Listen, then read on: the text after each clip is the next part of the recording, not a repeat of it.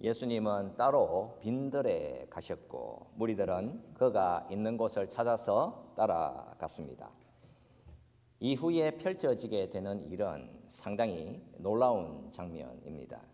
떡 5개와 물고기 2마리로 5천 명 이상이 먹는 기적을 만난 것입니다.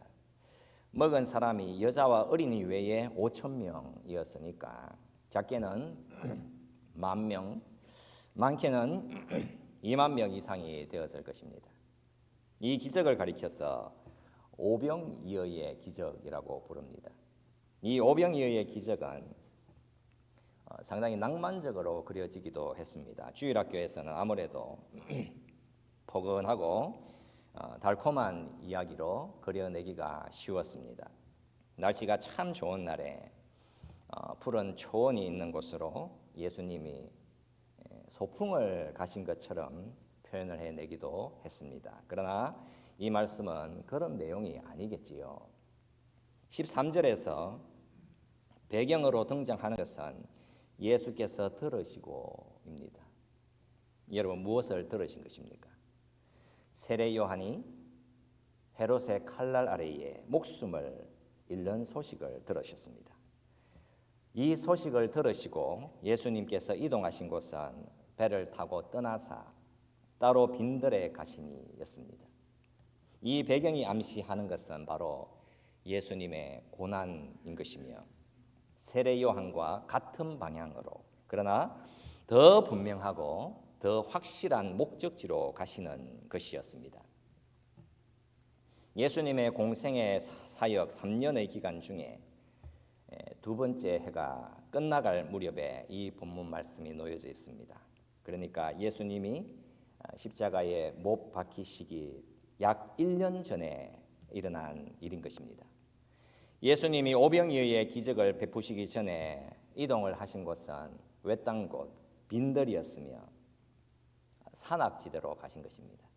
예수님이 이리로 이동하시는데 수많은 군중들이 예수님을 찾아서 그리로 갔을 때에 과연 여러분 유대인들은 어떤 생각을 했겠습니까? 로마 제국의 압제에 저항하는 혁명을 준비하시는구나.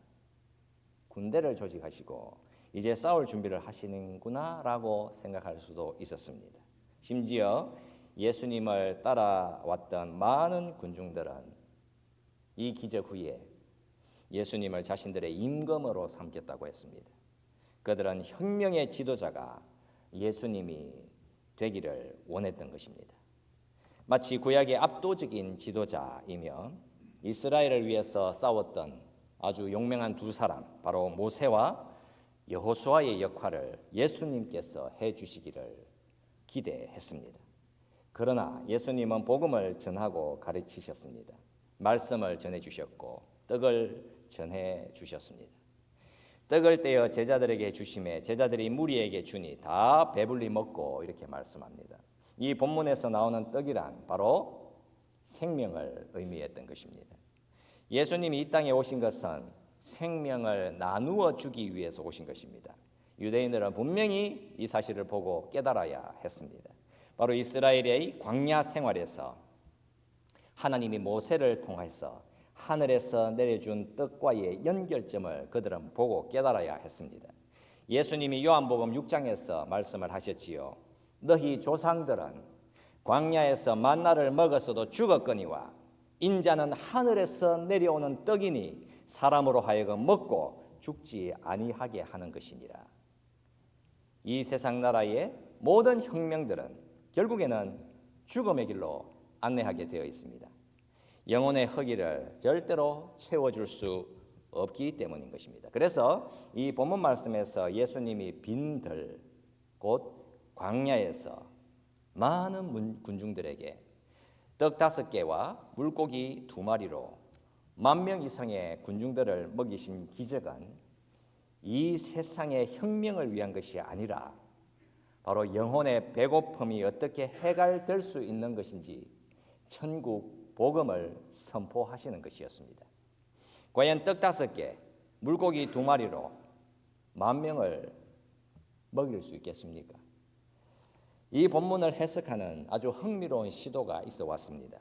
19세기에 이성주의자들이 이 구절을 연구하면서 확실히 이성적으로 설명하려고 했습니다.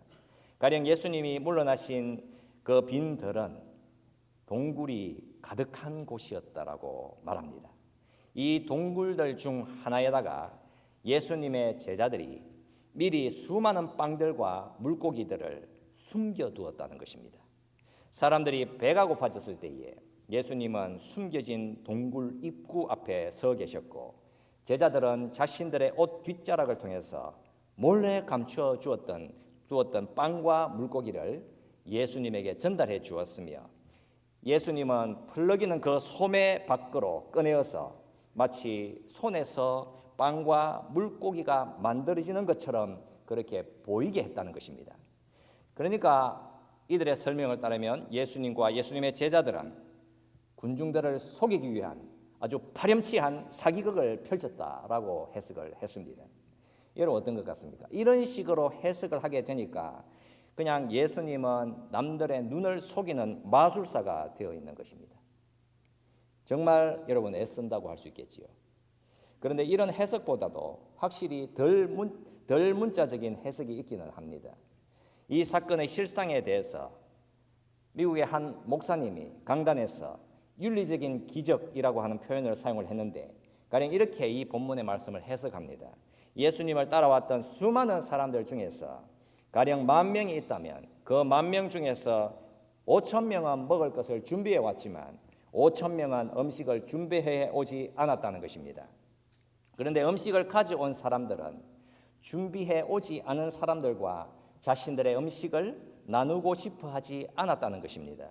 이때 예수님은 음식을 나눌 의지가 있는 사람은 앞으로 나오라고 부르셨고, 오직 한 어린 아이만 앞으로 나와서 자신이 먹을 빵과 물고기를 바쳤다라는 것입니다.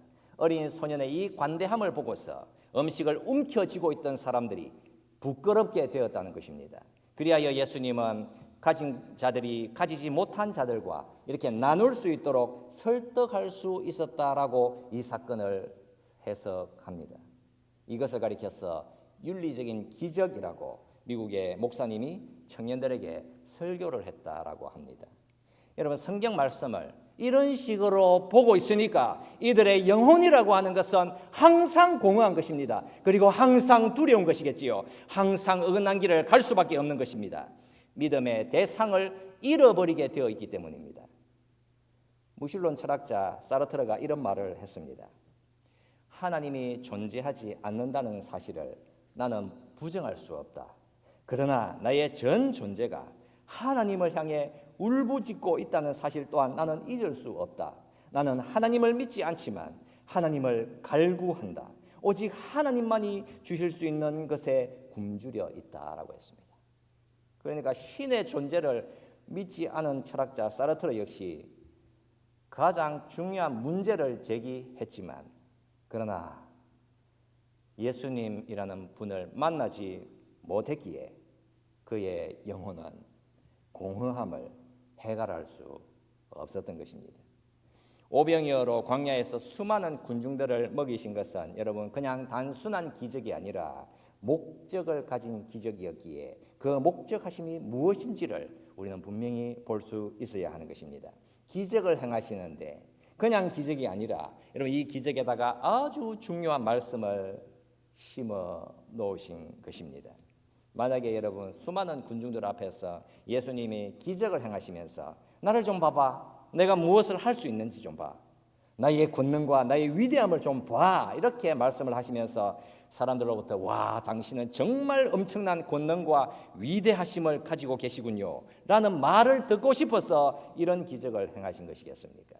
만약에 예수님이 하나님의 아들이심을 보여주는 권능을 증명하려고 하셨다라고 한다면 군중들의 배고픔을 채워주는 이런 기적 말고 확실히 좀 더 나은 기적을 행할 수 있었을 것입니다. 갑자기 예수님께서는 공중으로 하늘로 날아 오르시더니만 호수 위를 공중에서 몇 바퀴 회전하시더니 이러면 어떻겠습니까? 두 손으로 공을 말듯이 하시더니 두 손 사이에서 작은 불덩어리를 만드시더니만 그 불덩어리를 나무를 향해서 장풍하고 던지시니까 큰 불이 나서 그냥 나무를 다 태워버리셨다면 어떻겠습니까? 예수님이 자신의 권능을 더 강력하게 전달하려고 했다면 하루 배부를 떡을 먹여주는 것보다 훨씬 더 나은 기적들을 많이 보여주실 수도 있으셨겠지요. 그러나 예수님은 그런 일을 하시지 않았습니다. 단 한 번도 말입니다. 예수님이 베푸신 기적의 요점은 예수님의 권능이 가진 구원의 목적을 보여주시는 것일 뿐입니다. 하나님이 세상을 창조하셨을 때에 없었어야 했던 것이 죄로 인해서 나타나게 되었습니다. 하나님께서 세상을 만드셨을 때에는 가난함도 없었고 질병도 없었고 죽음도 없었으며 배고픔도 없었습니다. 맹인도 없었고 나병 환자도 없었으며 질병도 없었지요. 전쟁도 불의함도 없었습니다. 부끄러움도 그래서 가릴 것도 없었습니다. 부자연스러운 것이 없었던 것입니다. 예수님이 베푸신 기적들은 하나님이 기뻐하시는 자연 질서의 회복을 보여주고 있는 것입니다. 왜 예수님은 하나님의 나라를 계속해서 말씀하셨으며 그 나라를 가리켜서 새 하늘과 새 땅이라고 말씀을 하신 것입니까? 오병이어의 기적은 하나님 나라에 대한 표현인 것입니다. 하나님의 회복이 어떻게 펼쳐질지 맛볼 수 있도록 하시는 하나님이 주신 기적인 것이지요. 이 죄악 세상에는 도대체 어떤 일이 일어나고 있는 것입니까? 불신과 의심이 난무하지 않습니까? 전쟁과 고통이 하늘을 찌르고 있습니다. 질병과 굶주림과 불의함과 죽음이 온 세상, 바로 하나님이 창조하신 세상을 휩쓸고 있습니다. 온갖 압제와 폭력과 재앙과 약육강식이 온 세상을 지배하고 다스리고 있습니다. 바로 이 세상에 예수께서 이 땅에 오셔서 무엇을 성취하고 계시는지 예수님이라는 말씀을 받아들일 때 바로 그 순간이 생명의 떡을 먹는 순간이 되는 것입니다. 우리의 영혼이 그 생명의 떡을 먹고서는 일어나게 하시고 계속 앞으로 나아가도록 만드시는 것입니다. 17세기 프랑스의 강력한 권력을 누렸던 국왕이 바로 루이 14세였습니다. 그는 유럽 절대주의 왕정을 상징하는 인물이었는데 이 시기에는 어디서나 설교가 울려 퍼졌습니다. 당시에 르 투르노라는 설교자가 설교를 하고 다녔는데 사람들이 그의 설교에 열광을 했습니다. 루이 14세가 참으로 궁금해해서 시인 부알로에게 물었습니다. 모든 사람이 뒤쫓아가는 저 르 투르노라는 설교자에 대해서 너는 아는 것이 있는가? 그러자 시인이 대답했습니다. 폐하, 사람들은 항상 새로운 것을 쫓아다니는 점을 폐하께서도 아시지 않습니까? 이 사람은 복음을 전하고 있습니다. 라고 대답했습니다. 이들의 대화가 여러분 상당한 풍자를 가지고 있습니다. 이들은 기독교 국가에서 살고 있었는데 가장 헌해야 할 복음이라고 하는 것이 실제로 전해지지를 않아서 마치 복음을 있는 그대로 전하는 것이 사람들에게는 마치 생전 처음 듣는 것 같은 신선한 뉴스처럼 들릴 지경이었던 것입니다. 예수라는 복음, 더 구체적으로 표현하면 예수님의 대속의 은혜의 복음이 마땅히 들려져야 할 곳에조차 복음이 들려지지 않고 복음이 사라져 있는 비극을 표현해주는 현실인 것입니다. 이 마태복음 역시 복음을 전하고 있습니다. 제자들이 예수님께 요청을 했지요. 이곳은 빈들이요 때도 이미 저물었으니 무리를 보내어서 마을에 들어가 먹을 것을 사 먹게 하소서. 예수님이 말씀을 하셨습니다. 갈 것 없다. 너희가 먹을 것을 주어라. 제자들이 대답했습니다. 우리에게 있는 것은 떡 5개와 물고기 2마리뿐이니이다. 예수님이 말씀을 하셨습니다. 그것을 내게로 가져오라. 여러분 무엇이 보이는 것입니까? 제자들이 반발했습니다. 어떤 제자는 예수님의 말씀에 대해서 상당한 빈정거림도 있었습니다. 그럴 만도 한 것이겠지요. 어쩌면 솔직한 대답인 것입니다. 우리에게는 먹을 것이 없다니까요.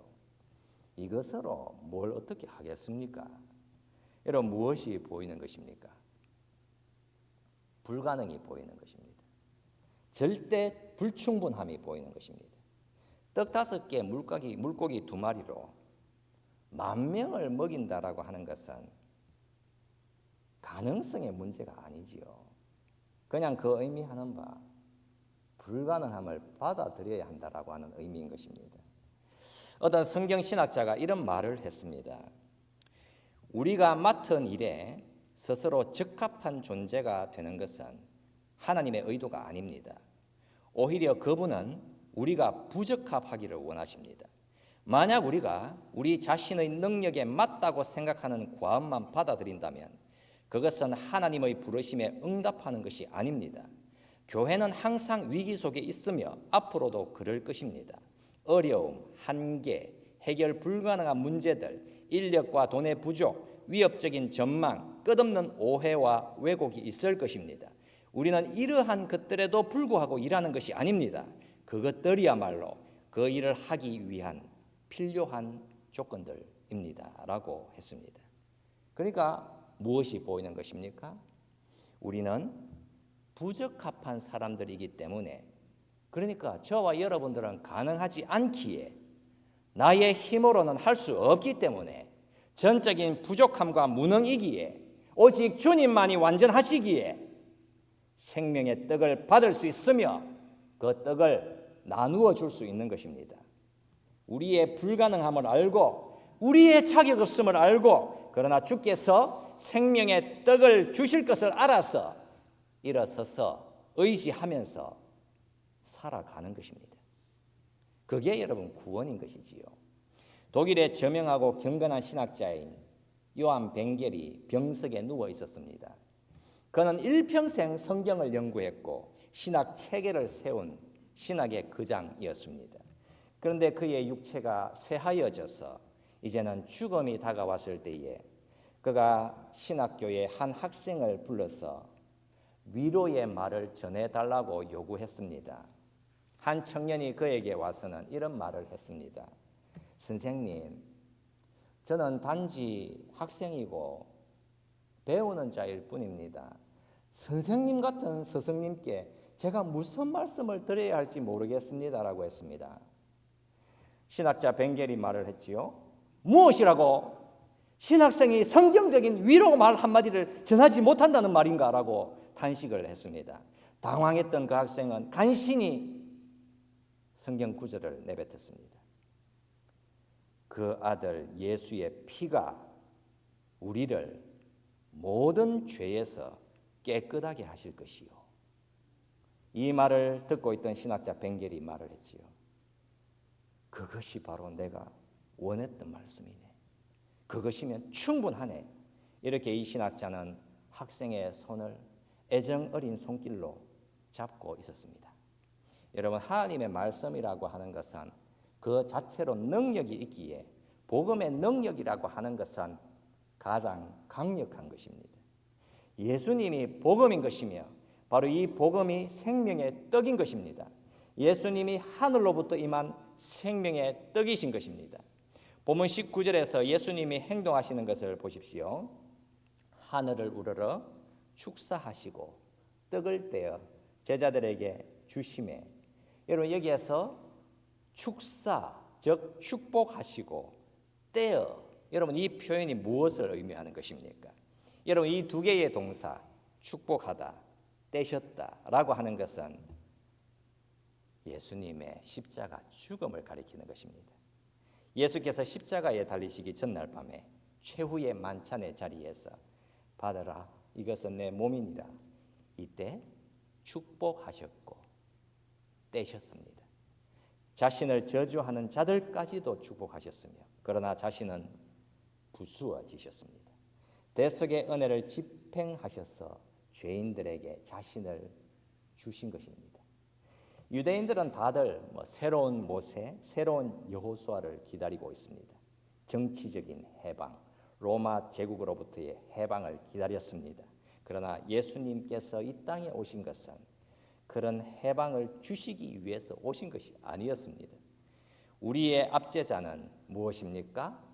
죄와 죽음인 것입니다. 바로 죄와 죽음에서 해방시켜낼 바로 그 주님이 이 땅에 오신 것입니다.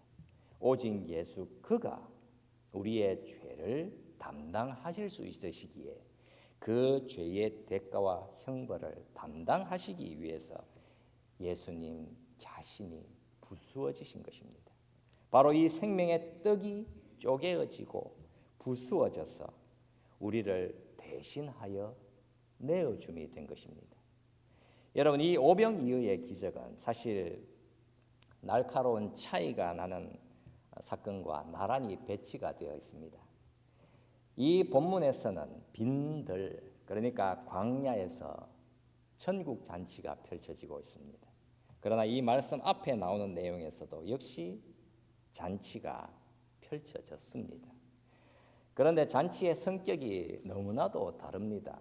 앞에서는 헤롯 왕이 고관 대작들과 유명한 사람들을 모셔다 놓고 잔치를 펼치고 있습니다. 아주 아름다운 공간에 화려한 잔치 분위기와 음식들이 가득했음이 틀림이 없습니다. 헤롯과 그의 고위 관리들, 천부장들, 지역 유지들은 쿠션을 괴고 아주 비스듬히 누워 있습니다. 로마의 상류층의 전형적인 연회 방식을 가지고 있습니다. 향신료를 듬뿍 발라서 구운 어린 양고기와 염소 고기가 큰 쟁반에 담겨져 나옵니다. 지중해에서 공수해온 신선한 생선 요리와 꿀과 식초에 절인 야채, 대추, 야자, 무화과를 넣은 달콤한 소스들이 곁들여 있습니다. 술에 취한 권력자들의 웃음소리가 들려옵니다. 술 기운으로 분위기가 채워져 있었고 이젠 그곳에는 아주 관능적이고 자극적인 여자 춤꾼이 등장합니다. 여러분, 이런 잔치가 확실히 더 낫지 않겠습니까? 화려하고 멋지고 풍성하고 빛나고 볼 것 많은 그런 잔치 자리에 가고 싶어 하지 않겠습니까? 그러나 이와 전혀 다른 잔치가 놓여져 있습니다. 장소는 빈들입니다. 낮에는 따스했으나 이제는 차가움이 들어오기 시작합니다. 먹을 것이라고는 보리떡과 물고기밖에는 없습니다. 볼 것도 없고 누릴 것도 없습니다. 그냥 그곳에 있는 것은 주님밖에는 없습니다. 과연 이것을 잔치라고 할 수가 있겠습니까? 여러분이라면 과연 어떤 잔치를 가고 싶어 하겠습니까? 너무나도 차이가 나는 잔치 자리인 것이지요. 헤롯 왕이 참여한 잔치는 마침이라고 하는 시간표가 붙어 있는 잔치입니다. 이 마침이라는 시간이 드러내는 것은 바로 죄의 기회를 의미하는 것입니다. 죄의 기회인 것이며 결국 그 죄의 기회는 죽음으로, 멸망으로 길을 열게 되어 있었습니다.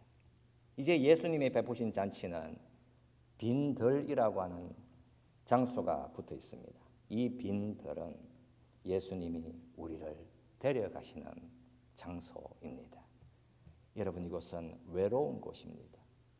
영문 바깥에 있으며 홀로 죽음을 맞이하는 아주 차갑고 쓸쓸한 공간입니다. 예수님은 반드시 의도적으로 그 장소로 가시고 있습니다. 그 빈들은 저와 여러분들의 죄의 대속을 담당하시게 되는 예수님의 무한한 고난과 십자가의 은혜를 드러내는 버려짐의 공간인 것입니다. 여러분, 어린 아이에게서 장난감을 뺏어버리고 그러나 다른 좋은 장난감을 주면 아이들은 만족합니다. 그러나 그 아이가 배가 너무나도 고프다라고 한다면 그 아이에게 그 어떤 좋은 장난감을 주더라도 그 아이를 달랠 수는 없습니다. 우리가 성도라고 한다면 그 성도는 어린 아이들처럼 신령하고 순전한 하나님의 말씀을 가장 사모하게 되는 것입니다. 우리가 복음이라는 말씀을 사모한다면 정말 그 하나님의 말씀을 너무너무 사모한다라고 하면 그것 자체가 이미 하나님이 주신 은혜인 것입니다. 오늘 이렇게 말씀을 맺도록 하겠습니다. 본문 20절 말씀을 한번 보겠습니다. 다 배불리 먹고 남은 조각을 12바구니에 차게 거두었으며, 여러분 여기에 숫자가 하나 등장하고 있습니다. 그 수는 바로 12, 12라는 숫자입니다. 왜 다 배불리 먹고서 12바구니에 차게 거두었겠습니까? 사실 12라고 하는 숫자는 구약의 상징입니다. 이스라엘이라는 민족의 기틀을 보여주는 숫자입니다. 야곱의 12아들로 시작해서 이스라엘 12개의 지파가 형성되었습니다. 구약 전체 공동체의 근간인 것입니다. 그렇다면 구약의 상징 12라는 수는 무엇을 드러내는 수이겠습니까? 바로 이스라엘의 패역과 실패를 드러내는 수입니다. 구약의 수이자 그들의 정체성인 12는 결국에는 와해되었으며 이방 나라로 포로가 되어서 끌려갔습니다.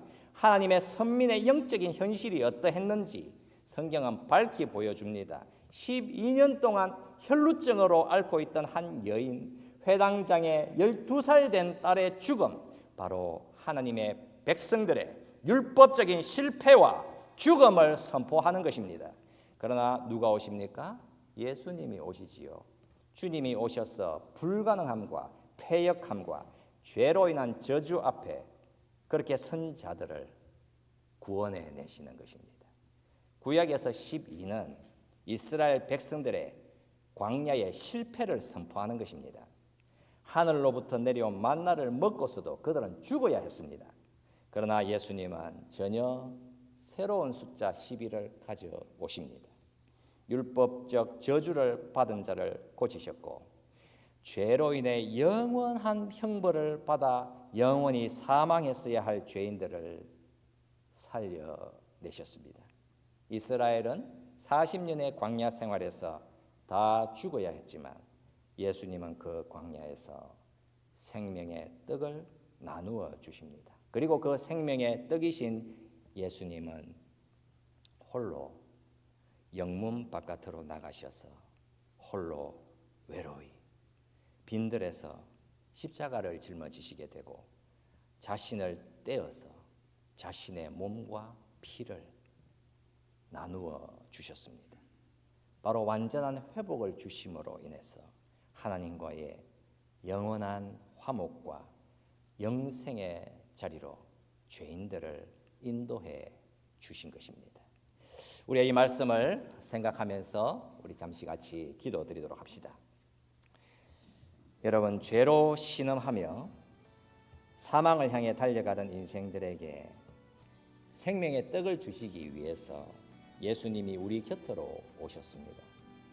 우리에게 생명의 떡을 주시기 위해서 예수님은 반드시 홀로 빈들로 외로운 곳으로 성문 바깥으로 십자가를 짊어지시러 나가셔야 했습니다. 복음을 우리에게 선포해 주셨기에 복음이 우리의 공허한 내면과 영혼을 채워주시고 온갖 두려움과 의심과 절망에서 해방이 되어서 참된 자유를 누리게 하시고 이 복음의 은혜를 언제 어디서나 나누어 주고 용서해 주고 섬겨 주고 우리는 계속해서 약해져 가고 주님으로 인해서 충분함을 누리며 살게 해달라고 우리 함께 같이 동성으로 기도드리겠습니다. 살아계신 우리 하나님 아버지, 우리에게 하늘에서 임한 생명의 떡을 우리에게 주셔서 하나님